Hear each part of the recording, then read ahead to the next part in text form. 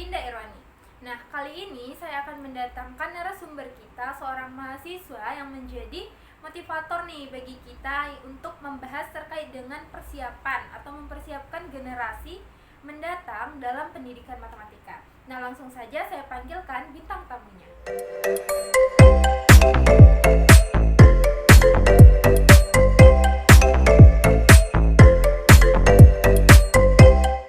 Nah, sebelumnya Kak Nisa bisa perkenalkan dirinya biar teman-teman semuanya pada tahu dan kenal. Hai semuanya, nama saya Anis Hermita, saya dari jurusan Pendidikan Matematika. Nah, jadi dari jurusan Kak Nisa kita udah tahu nih kalau dia ini cinta matematika sekali. Kalau boleh tahu nih Kak, apa sih alasan Kakak milih jurusan matematika dari banyaknya jurusan lain yang ada? Nah, alasan saya mengambil jurusan matematika itu karena ya sudah tahu karena saya suka matematika. Itu ceritanya saya dari kecil, dari sekolah dasar saya sudah diajari ibu saya itu untuk belajar matematika. Setiap malam diajari berhitung, mengurang, membagi, mengkali, itu saya diajari sampai saya kelas 2 SD saya sudah hafal perkalian gitu, saking setiap Seringnya. harinya ya gitu. Jadi memang dari kecil tuh udah ditanamkan lah bibit-bibit matematika itu, dan Kak Nisa nih ngerasa suka belajar matematikanya. Terus kalau boleh tahu nih, kan ibu kakak sering ngajarin tentang matematika. Apakah ibu kakak juga seorang guru atau emang suka aja ngajarin anaknya gitu? Nah, ibu saya juga seorang guru, orang tua saya dua-duanya Oh, seorang berarti dua-dua, guru. ayah Ya. juga, ibu juga. Ya, makanya saya mengambil pendidikan khususnya matematika karena saya suka matematika. Jadi saya juga cita-cita saya menjadi guru. Berarti termotivasi lah dari orang tua yang menjadi guru, jadi kakak juga ingin menjadi guru. Ya. Ini kan Kak, berdasarkan jurusan yang kakak ambil, pendidikan matematika ini kan, ada nggak sih Kak perbedaan pembelajarannya yang dari kakak semasa sekolah dulu di bangku SMP atau SMA dengan yang di bangku kuliah ini? Kalau menurut saya pribadi sangatlah berbeda ya kan. Karena di sekolah dulu dikasih rumus, terus dia udah diketahui angkanya langsung dikerjakan kan sesuai dengan rumus itu. Tapi kalau di perkuliahan kita membuktikan teorema, kemudian kayak rumusnya itu pertama harus Kita ketahui dulu rumusnya dasar apa. rumusnya Iya, kita yang mencari rumusnya. berarti kita gitu. harus membuktikan terkait dengan rumus yang dipakai Iya. di sekolah itu. Iya, kalau di perkuliahan itu kita hanya dapat definisi, tapi rumusnya nggak ada. Makanya Berarti itu kita kita harus mencari rumusnya tersebut. Berarti gitu. kita berjalan sesuai dengan arahan dari definisi lah. Iya. Kemudian kalau di perkuliahan kan juga udah nggak ada, hanya sedikit lah angka itu dimasukkan. Hanya variabel-variabelnya, misalnya A, B, C, X atau Y gitu. Seperti itu sih kalau di perkuliahan, sangat lebih sulit sih menurut saya gitu. Oh, berarti udah berbeda lah tarafnya nih, udah beda lah tingkat kesulitannya. Kalau misalnya semasa kita sekolah dulu kan kayak kesulitan kita tuh kayak hanya perihal tentang angka yang kita masukkan aja gitu kan, terus pengoperasiannya. Sedangkan di bangku kuliah ini berarti lebih ke dasar rumusnya ini apa, seperti apa kita akan membuat rumusnya ini gitu. Mendapatkan rumusnya itu ya kan, itu kan susah gitu. Iya, kayak kita harus tahu nih dasar-dasarnya apa aja gitu Iya. kan.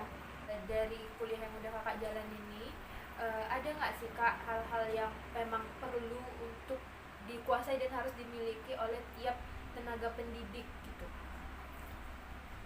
Kalau menurut saya ya, setelah saya menjadi mahasiswa kan, menjadi guru itu tidaklah hal yang mudah gitu. Seperti yang kita bayangkan dulu waktu sekolah, sangat sulit untuk menjadi guru karena menjadi guru itu memiliki 4 kemampuan, yaitu kemampuan kepribadian, kemampuan pedagogik, kemampuan sosial, dan kemampuan profesional.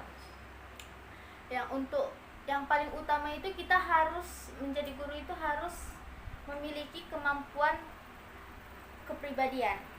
Kemampuan kepribadian itu adalah kemampuan personal yang dapat mencerminkan kepribadian yang dewasa, berwibawa, dan berakhlak mulia. Jadi intinya guru tuh harus punya hal-hal dasar yang baik dulu lah dari diri dia gitu. Iya, jadi guru itu harus sifatnya harus yang tadi saya udah bilang kan, sifatnya harus baik gitu. Biar apa? Biar sebagai contoh siswa, dan siswa dapat terpengaruh gitu dengan sifat-sifat kita itu kan. Biar siswa juga baik, berakhlak juga gitu, sopan gitu. Jadi emang kemampuan kepribadian ini tuh memang harus kita tanamkan dulu dari diri kita, dengan harapan supaya nantinya siswa juga mampu terpengaruhi dengan kepribadian yang udah kita bangun dengan baik. Makanya kemampuan kepribadian itu yang utama, paling utama. Kemudian yang kedua itu ada kemampuan pedagogik, yaitu kemampuan guru yang dapat memahami peserta didik, perancangan, dan pelaksanaan pembelajaran. Nah, maksudnya itu maksud dari memahami peserta didik itu, sebagai guru itu harus paham bagaimana keadaan siswa gitu. Apakah dia dalam pembelajaran itu sudah paham, apa sakit juga itu termasuk dalam memahami peserta didik kan. Kemudian kalau dia belum paham, kita tanya tentang mana yang belum paham. Kemudian kita beritahu lah ya kan, bagaimana caranya, solusinya kayak mana, seperti itu, biar anak itu paham. Bukan hanya 1-2 siswa aja yang harus paham di kelas itu, harus seluruh siswa itu harus paham materi kita yang kita ajarkan hari itu, seperti itu. Terus contohnya untuk perancangan itu kita harus membuat RPP, karena sebagai guru itu juga kalau mengajar itu harus ada rancangannya, supaya materinya nggak lari-lari, seperti materi hari ini apa, berkaitan gitu, supaya siswa itu juga nggak susah untuk memahami materi itu. Ini bagaimana, ini kan kalau jadi materi bersangkut paut bersangkut paut gitu. Jadi berarti di kemampuan pedagogik ini selain memahami tentang karakter siswanya, guru juga perlu membuat rancangan-rancangan yang digunakan sebagai panduan lah nantinya dalam proses belajar mengajar ini. Berarti memang perlu persiapan lah gitu ya sebelum mengajar ke kelas, kayak adalah nih rancangan untuk hari ini belajar ini dulu, nanti belajar ini gitu ya Kak. Supaya tersusun gitu kan. Jadi tertata lah dengan baik gitu. Terus yang ketiga itu ada kemampuan sosial. Kemampuan yang dimiliki guru untuk berkomunikasi dan bergaul dengan para pendidik, orang tua, serta masyarakat. Nah, jadi guru itu juga harus tahu bergaul gitu, berkomunikasi, supaya orang tua juga paham kayak mana kalau misalnya ngomong antara guru sama orang tua gitu kan, apa keluh kesah anaknya gitu. Kita sebagai guru harus menyampaikan itu dengan baik gitu, supaya tidak ada rasa tidak enak kepada orang tua, seperti itu. Berarti jadi guru ini bukan hanya sekedar menghadapi siswa saja ya Kak, berarti kita perlu menjalin komunikasi kayak antar tenaga pendidik, jadi kayak bisa tukar pikiran lah ya gitu pada guru-guru. Jadi bisa tukar pikiran. Terus kalau ke orang tua berarti kita perlu mengkomunikasikan terkait dengan perkembangan anak-anaknya di kelas seperti apa, cara belajar anaknya, sikapnya. Berarti memang perlulah dibangun komunikasi dan sikap sosial dalam diri guru. Iya, itu sangat penting, dan harus komunikasi itu harus baik, sopan gitu kan, berwibawa juga, supaya gelar gurunya itu nggak jatuh gitu. Berarti emang harus bener-bener lah gitu ya. Iya. Kemudian ada kemampuan terakhir itu ada kemampuan profesional. Maksudnya itu penguasaan terhadap materi pembelajaran dengan lebih mendalam. Contohnya penguasaan materi, konsep, standar kompetensi, dan tindakan yang reflektif.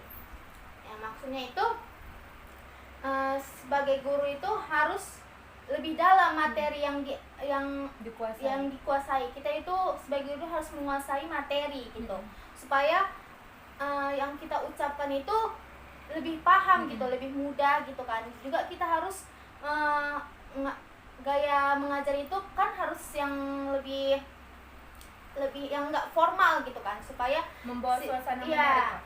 supaya siswa itu juga dapat menangkap lebih lebih gampang, mudah gitu kan. Nah itu yang harus kita kita sebagai guru itu, kemampuan itu harus yang kita miliki ya. Jadi istilahnya kompetensi profesional ini gabungan lah ya dari kemampuan kepribadian, pedagogi, kemudian sosial, dan dirangkum menjadi satu, dinamakan sebagai kompetensi profesional. Artinya di sini tuh berarti guru harus lebih mendalam lah penguasaannya terhadap baik itu dari segi materi maupun pendalaman dari hal-hal yang lainnya. Ya, tidak hanya materi aja ya kan, tentang bahasa juga, berbicara juga, itu semua harus dilakukan oleh guru gitu. Jadi menjadi guru itu tidaklah gampang gitu dengan apa yang dipikirkan orang gitu. Berarti emang jadi guru ini emang nggak semudah apa yang dianggap orang-orang lah, bukan hanya sekedar berbicara, memberikan soal, tapi juga ada beberapa kemampuan yang benar-benar harus dikuasai guru supaya kelas yang dikelolanya pun mampu baik ya, dan mudah dipahami siswa gitu. Oke Kak. Terus kalau menurut Kak Nisa nih kan, bicarain tentang, kan kita nih, kakak nih kan sebagai calon tenaga pendidik lah kan. Menurut kakak gimana sih keadaan pendidikan kita saat ini di mata kakak? Menurut saya pribadi itu pendidikan di Indonesia itu masih terbilang berkembang, khususnya dari minimnya guru ya kan, apalagi gaji-gaji guru kan, Iya, khususnya ya, honorer. honor ya. Jadi mungkin yang honor ini masih berpikir untuk jadi guru gitu, Karena kayak kurang dihargai Iya, aja gitu kan, iya. kalau dipandang dari segi gajinya. Nah, kalau dilihat dari kuliah kan banyak yang ngambil pendidikan gitu, tapi Iya. kok kemana, kok nggak ada yang jadi Iya. guru gitu, mungkin karena gajinya gitu ya. Terus kayak fasilitasnya itu seperti bangku-bangku, meja yang bolong gitu kan, terus kayak papan tulisnya bolong gitu ya kan. Kemudian buku, minimnya buku juga kadang juga robek, Oh iya. jelek gitu ya kan. Terus sedikit kayak satu meja itu bahkan cuman satu buku gitu, kayak mana coba kalau ada PR gitu ya kan, si ini nggak yang bawa buku, jadi yang si ini kayak mana gitu ya kan. Kayak gitu sih masih perkembangan di Indonesia ini. Berarti kayak pendidikan di Indonesia ini masih menjadi tantangan tersendiri lah bagi Indonesia ini. Ya, yang harus dikembangkan gitu. Tapi kalau kayak teknologinya itu mungkin karena kemarin COVID, jadi kan anak-anak itu nge-zoom gitu ya kan, pasti pakai Udah lumayan lah. ya HP kalau nggak laptop.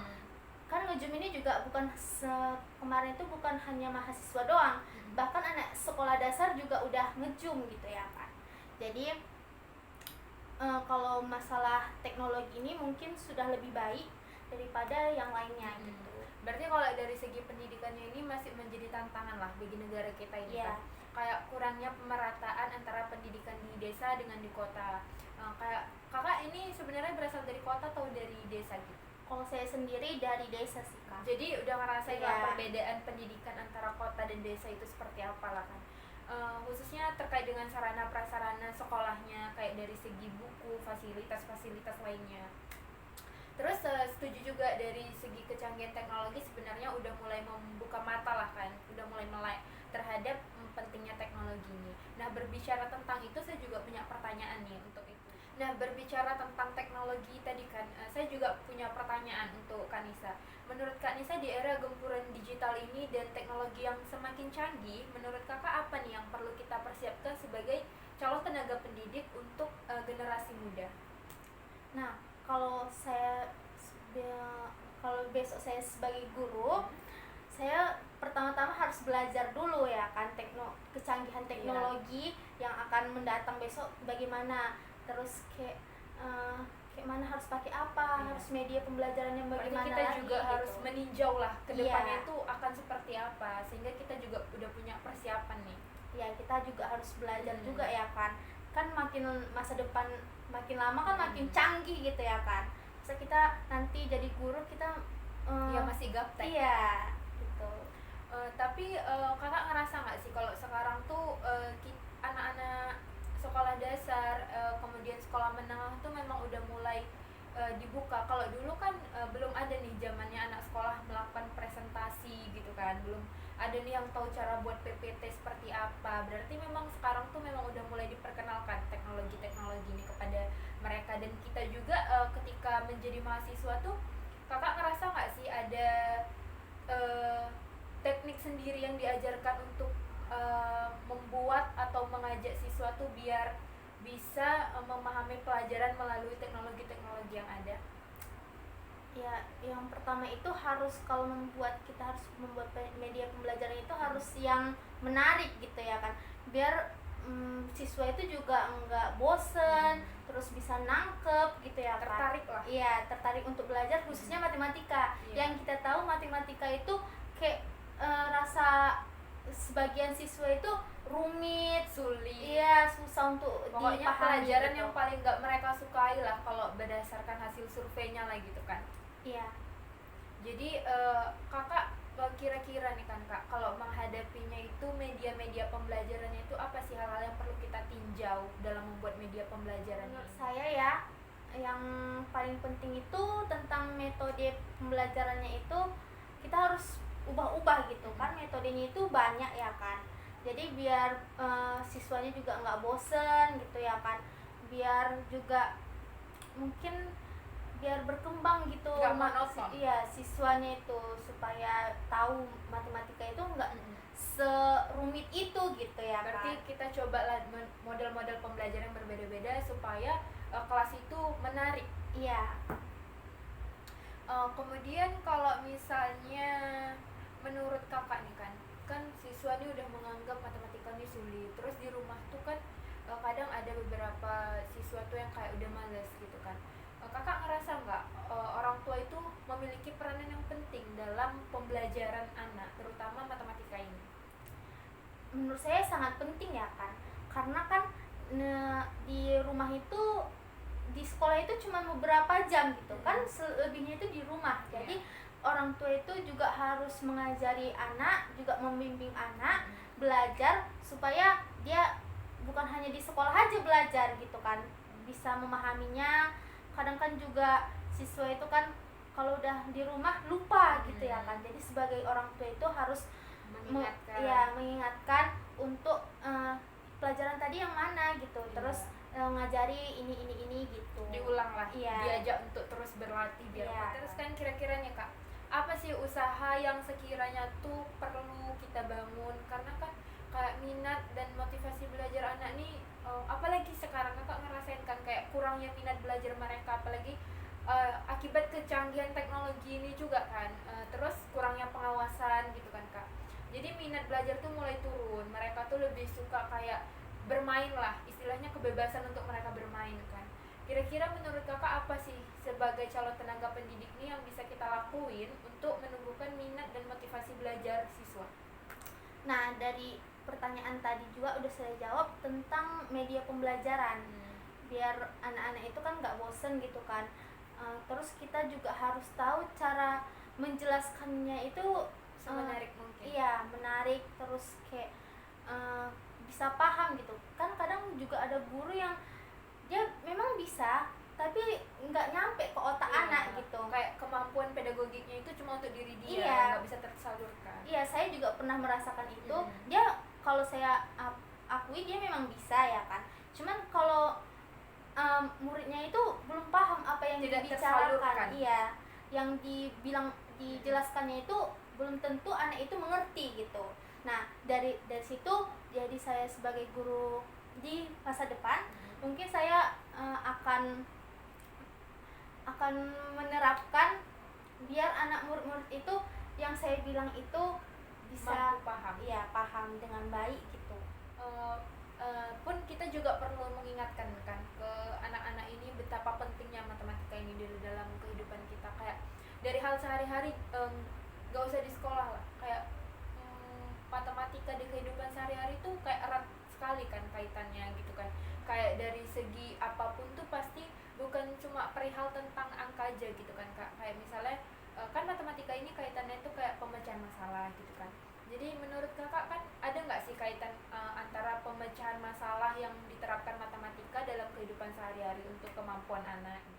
di matematika juga diajarkan tentang pemecahan masalah ya kan. Semua itu soal apapun itu pasti ada pemecahan masalahnya.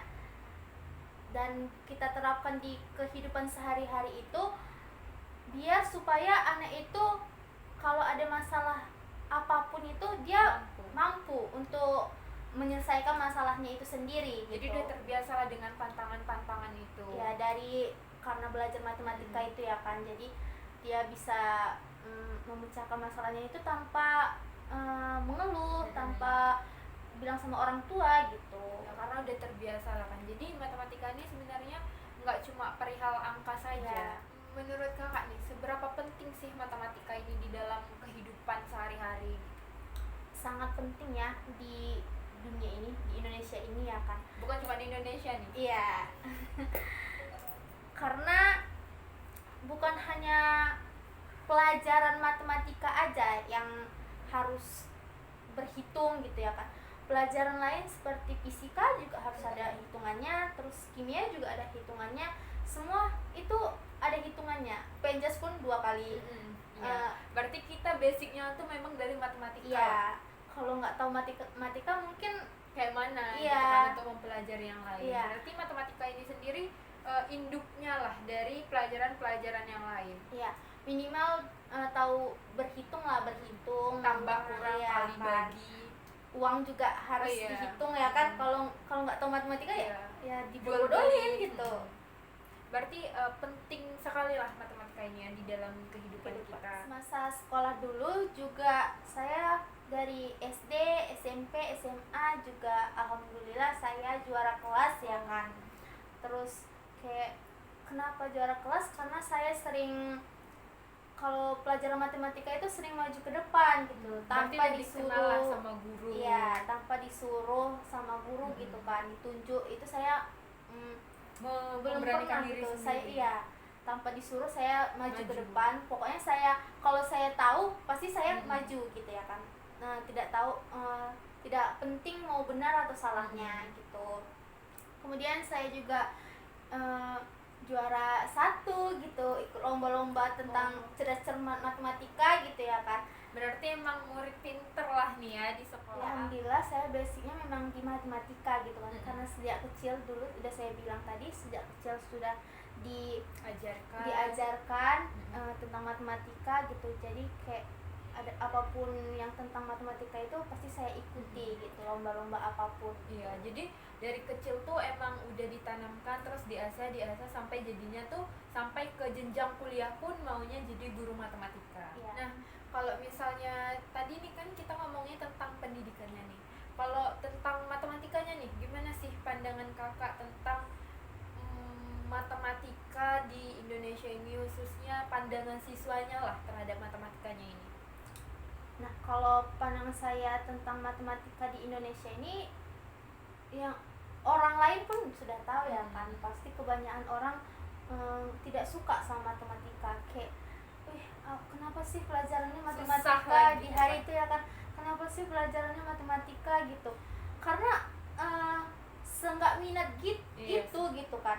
Jadi sebagai guru itu kita harus memperkenalkan matematika itu biar siswanya itu tidak berpikiran seperti itu lagi gitu. Tidak menganggap sulit lah. Iya, tidak menganggap sulit matematika. Yang dibayangkan orang itu tidak ada gitu.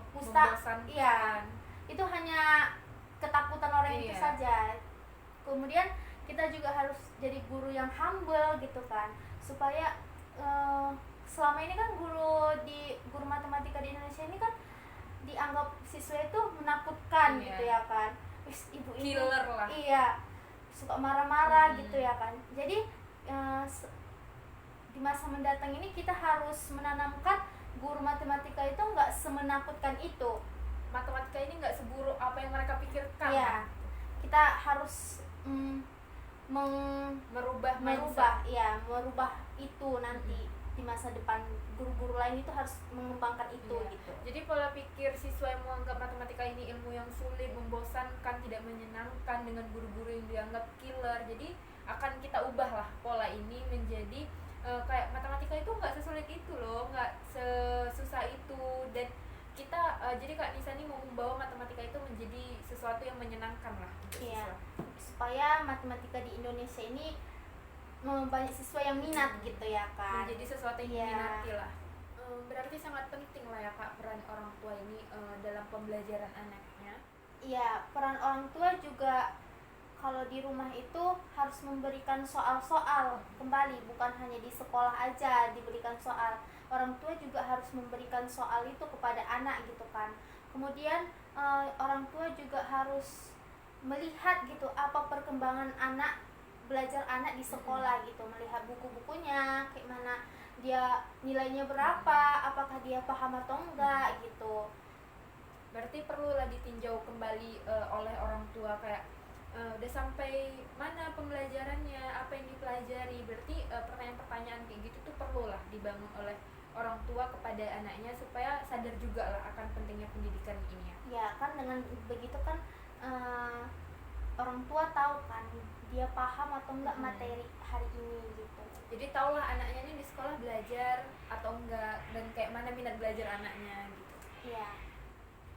Nah jadi berdasarkan apa yang udah hari ini Kak Nisa sampaikan kan, jadi kita tahulah betapa pentingnya matematika ini. Terus kayak menjadi guru itu nggak semudah itu juga. Kayak kemudian terkait dengan tantangan-tantangan pendidikan yang ada di Indonesia ini dalam segi menghadapi muridnya itu juga menjadi suatu hal yang penting ya bagi kita untuk kita telaah lagi seperti apa nanti kedepannya yang harus kita persiapkan ya.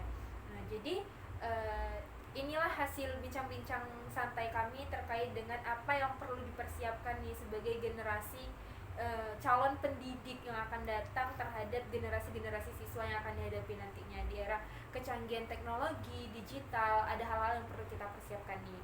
Nah jadi cukup sekian yang bisa kami sampaikan dan kami bincang-bincangkan. Ketemu lagi. Assalamualaikum warahmatullahi wabarakatuh.